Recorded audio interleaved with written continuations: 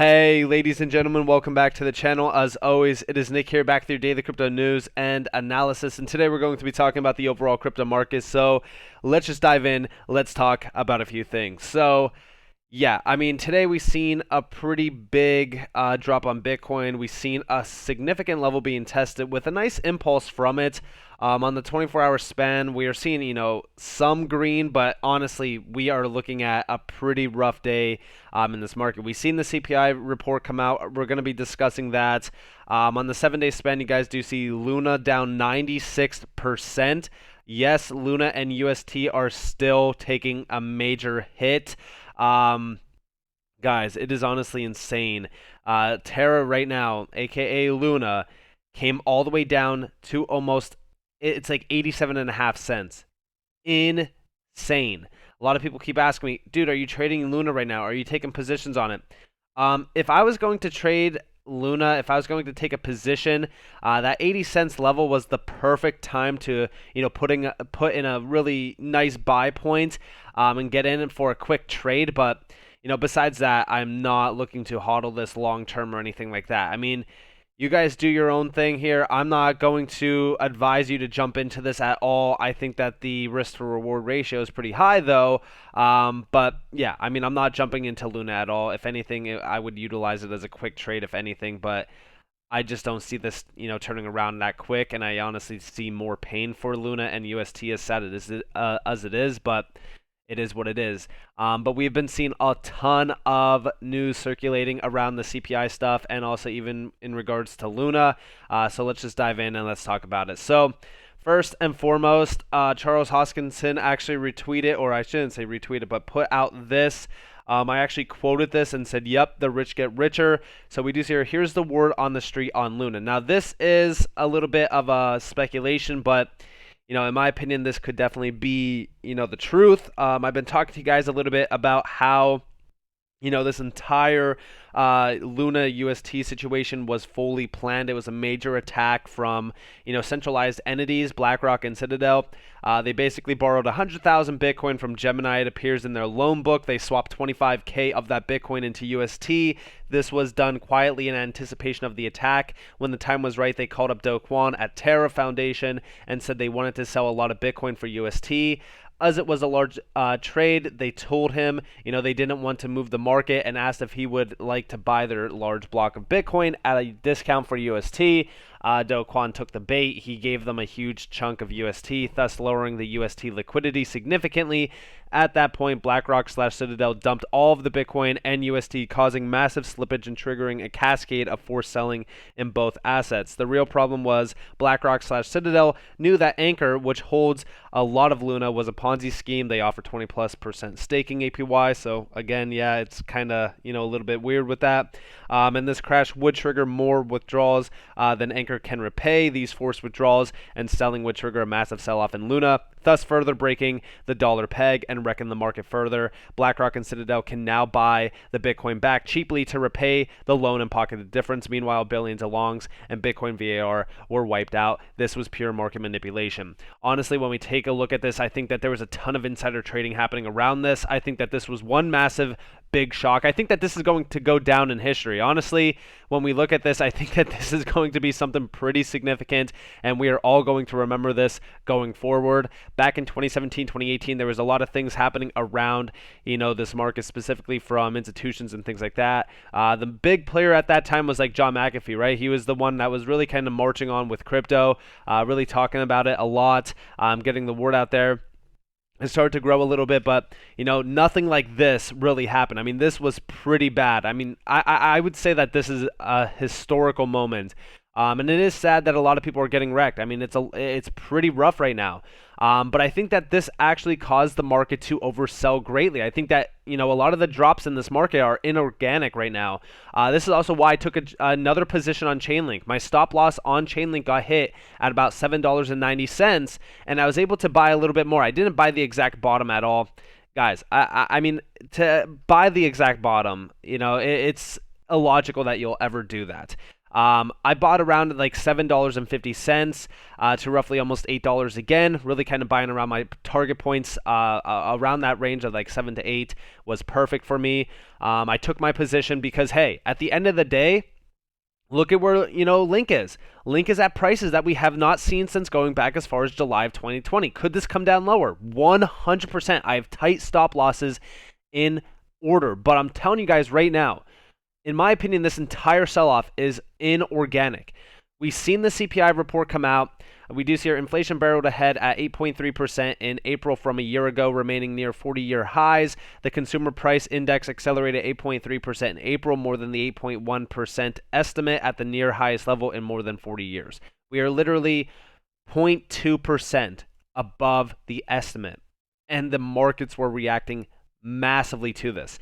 Core CPI, which excludes food and energy, also was higher than expected, rising 6.2%. Shelter costs, which comprise about 1/3 of the CPI, rose at their fastest pace since 1991. Inflation-adjusted earnings continued to decline for workers, falling 2.6% over the past year due to the surging cost of living. So again, inflation, is again extremely bad. We know this. In fact, I think that inflation is far worse than they are actually letting on. But we do see month gains also were higher than expectations, 0.3% on headline CPI versus the 0.2% estimate, and a 0.6% increase for core against the outlook for the 0.4% gain. And honestly, inflation is going to get a lot worse. In fact, I think that inflation is going to outpace any sort of economic growth in the United States, and I think that it's going to get a lot worse before anything gets better, and it will most likely, cause a recession going forward in 2023 to 2024. Might even come at late 2022 in terms of Q4. So pretty interesting to see this. But as we are seeing the market absolutely melt down, we are seeing a Bored Ape get sold for 250 Ethereum. You cannot make this up.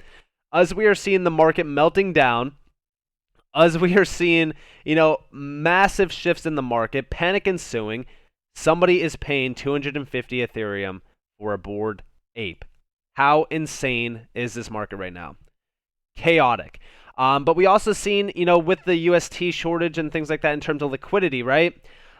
We are seeing, things going absolutely crazy in terms of the UST pairings. For example, the Bitcoin UST pair hit almost $40,000. Insane. And I shouldn't even say $140,000, $140,000 UST, because again, the UST price, as you guys do see, is down still at about 52 cents, 52.5 cents. It hit about 30 cents today, which again, for a stable coin, that is pretty insane. And I don't even know why CoinMarketCap is taking forever to load. It's pretty insane right now.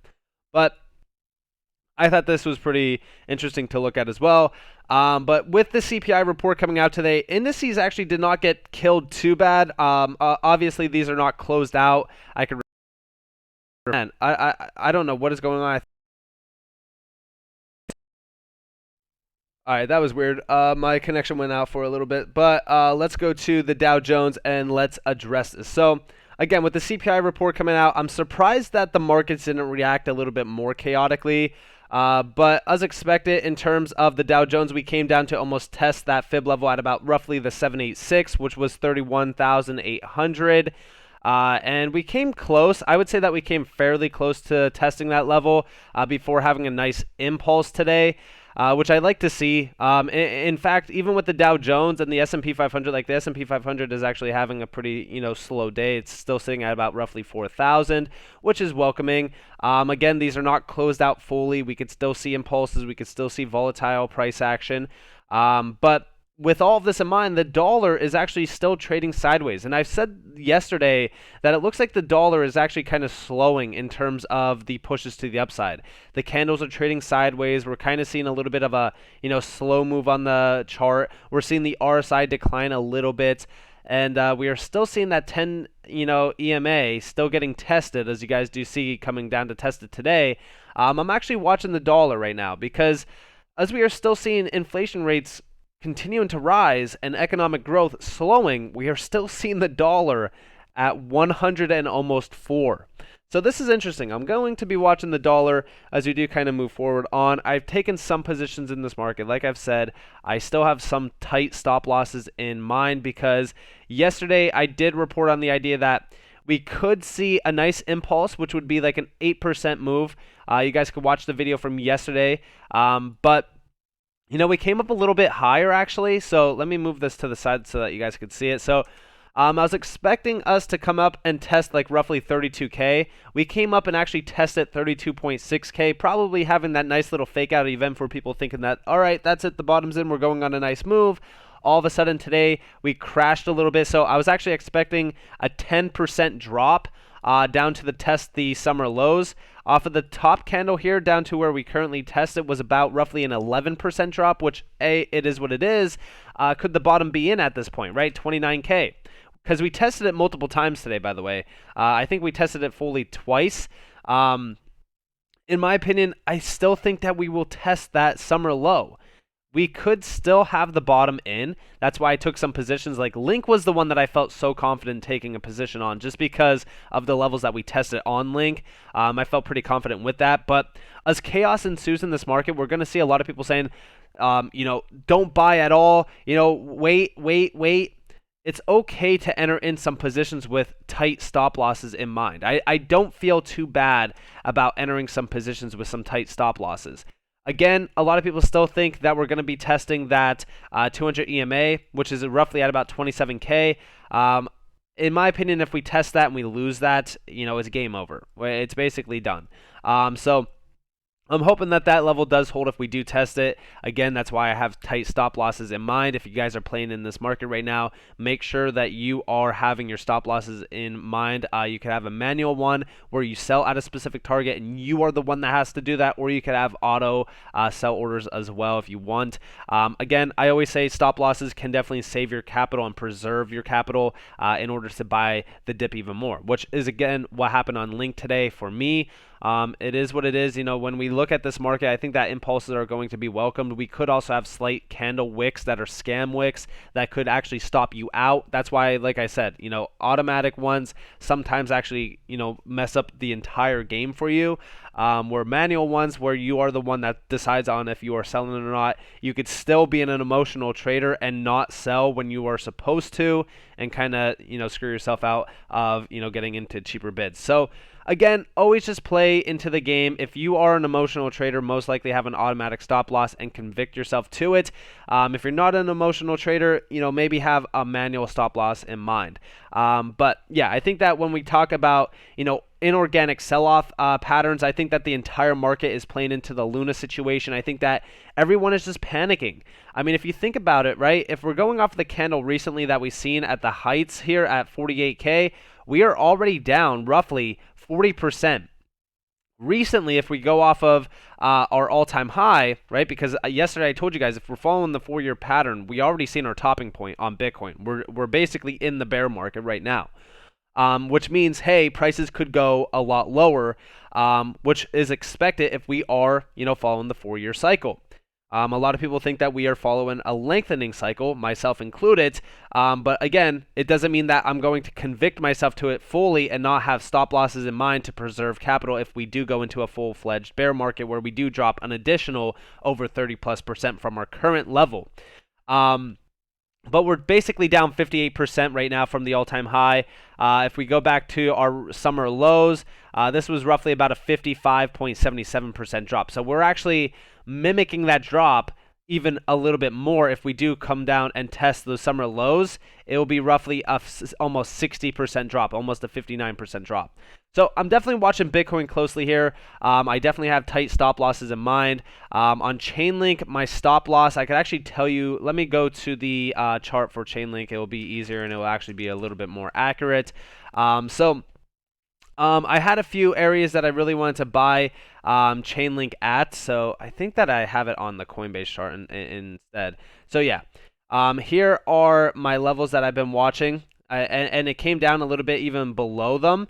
But again, tight stop loss is exactly what will save your capital. Right now, we're down to about $7 $7.50. I had an entry point at $8. It wasn't too crazy. We came down and actually tested $7.90. It stopped me out yesterday on that position. Today, we came down and tested a pretty significant low at about $6.95. I took a position at about like roughly $7.15 all the way up to about like $8. I still bought at $8 today. I think I'm still actually in the position at $8. I don't think I had an automatic stop loss at all set up. So I'm actually down almost 50 cents on that position at $8, but I don't think it was a heavy position. I think it was like roughly 250 link at $8. At $7.50, I think it was like roughly an additional 250, and then at $7, it was an additional like 250 link as well. So I think I was trying to get to 1,000. I don't have my wallet open right now, but I think it was like roughly 1,000 link that I was trying to accumulate at around this range down here. But definitely think that you know we are oversold on link. I mean, look at the RSI right now on link. It's the lowest that we've seen since going back as far as I think it honestly since going. I mean, we're at the lowest in terms of RSI on link right now in the history of the Coinbase chart. So that's pretty significant. And the level that we just recently tested is the lowest point since going back as far as like August 2020, which is why I felt, you know, like it was a pretty strong entry point, which again, my entry points are around roughly, you know, they changed. Stop losses were in mind, but, you know, $9 down to like roughly $7.79, which we went significantly lower. Which I was not expecting us to, you know, go even lower because we were already at oversold levels. But we came down to about roughly 86, 96%. We could come down a little bit lower. My stop loss right now on link is roughly around like the $6.90 zone, similar to my positions at like $8. They were at like roughly $7.90. I was able to get some cheaper bids today. This is why stop losses are key. But as we do really look at Bitcoin, I mean, I think that the entire market is just reacting a way that is inorganic for the Luna situation. It doesn't mean that we are not in a bear market. Trust me, like I said, you know, if we are following the 4-year cycle, we are definitely in a bear market, and our bottom will most likely be around the fall time frame. But as we do look at Bitcoin dominance is increasing very fast today. I'm watching for that, you know, 45% to roughly, you know, 48% zone. It's like roughly in between that same range. I'm waiting for that to be tested because, of course, like I said, you know, I think that Bitcoin dominance definitely needs to be higher as we do see Bitcoin kind of recover slightly. But the higher that this goes, you know, when we do have a drop on Bitcoin, the more your altcoins do get killed, which is why I've said tight stop losses in mind. And that's also why, you know, when I was talking to you guys yesterday, I was looking at the total 2, and I was like, you know, we could most likely see a test of the 236. We actually seen a test of the 236 and wicked down below it, which also told me, you know, that we're basically losing support ranges on all altcoins. Like all altcoins right now are getting absolutely decimated, which is insane. I mean, like the market is absolutely chaotic right now. But I do like when the markets do get like this. I like when people are very fearful in this market. I've said this even going back to like the summertime back here. I told you guys like during this time, it was a perfect time to enter into some positions because what happened after was a nice impulse. And a lot of people will still think that this time is the same in terms of like where Bitcoin is, but it's really not the same. I would say right now this time is very different because we're seeing extremely inorganic sell-off patterns with, you know, factors in, you know, CPI and things like that happening right now. As these reports come out and we're still seeing, you know, slow economic growth and inflation rates continuing to, you know, increase, it kind of tells me like, are we really seeing, you know, the bigger picture here? I would say, you know, right now, if Bitcoin does lose its summer lows, that's where I really kind of close out all positions that I've taken in the last couple days. I did get stop lossed out of a lot of the positions that I've taken in the last 2 weeks, like for example, Spell, Graph, even Link. You know, Link got hit at the $7.90 zone, which again allowed me to buy, you know, lower. But again, have those tight stop losses in if you were entering into the market right now. But always have realistic stop losses too. Don't just go like, you know, 5 cents below your buy point because wicks will happen. But with that being said, you know, I think that everyone is really kind of overreacting right now to the Luna UST thing. will we see a bounce back on Luna and UST? It's hard to say. I think it's going to take a lot of time, but in my opinion, there was definitely a lot of manipulation happening. And I think that we really need to see the market recover a little bit to see where we fully are on this, because I think inorganically right now, the entire market is in a very oversold and chaotic point. But with that in mind, I hope that you guys enjoyed this video. If you guys did, definitely leave a like, subscribe, turn notifications on. If you guys want more free content, you guys are more than welcome to follow me on Twitter and join the free Discord down in the description below. As always, up to you all. Have a beautiful day or beautiful night wherever you guys are in this beautiful world. This has been Nick. Peace out, guys.